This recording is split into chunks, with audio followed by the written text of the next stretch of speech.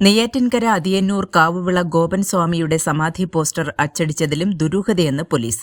എവിടെ നിന്നാണ് പോസ്റ്റർ തയ്യാറാക്കിയതെന്നതിൽ മക്കൾ വ്യക്തമായ ഉത്തരം നൽകിയില്ലെന്ന് പോലീസ് പറഞ്ഞു. പോസ്റ്റർ നേരത്തെ തന്നെ തയ്യാറാക്കിയതായും സംശയിക്കുന്നതായി പോലീസ് വ്യക്തമാക്കി.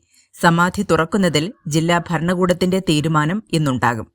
വീട്ടുകാർ ശക്തമായി പ്രതിഷേധിച്ചതോടെ സമാധി പൊളിക്കുന്ന നടപടി താൽക്കാലികമായി കഴിഞ്ഞ ദിവസം നിർത്തിവച്ചിരുന്നു.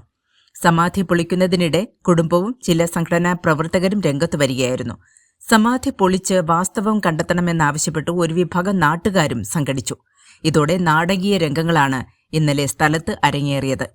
നടപടിക്കെതിരെ കോടതിയെ സമീപിക്കുമെന്നാണ് ഗോപൻ സ്വാമിയുടെ കുടുംബം അറിയിക്കുന്നത്. ഗോപൻ സ്വാമി വ്യാഴാഴ്ച രാവിലെ 11 മണിയോടെ നടന്നുപോയി സമാധി സ്ഥലത്തെത്തി പത്മാസനത്തിൽ ഇരുന്ന് സമാധിയായി എന്നാണ് ഇളയ മകൻ രാജസേനൻ പറയുന്നത്. തുടർന്ന് സംസ്കാര ചടങ്ങുകൾ നടത്തി കോൺക്രീറ്റ് അറയിൽ അടച്ചു. എന്നാൽ ഗോപൻ സ്വാമി കിടപ്പിലായിരുന്നു എന്നാണ് ബന്ധുവിന്റെ മൊഴി. ഗോപൻ സ്വാമിയുടെ മരണത്തിൽ ദുരൂഹതയുണ്ടെന്ന നാട്ടുകാരുടെ പരാതി പോലീസിന് മുന്നിലുണ്ട്. വീട്ടുകാരുടെയും അടുത്ത ബന്ധുക്കളുടെയും പരസ്പര വിരുദ്ധമായ മൊഴിയാണ് പോലീസിന് ലഭിച്ചത്. ഇതോടെയാണ് സമാധി സ്ഥലം പൊളിക്കാൻ കളക്ടർ ഉത്തരവിട്ടത്.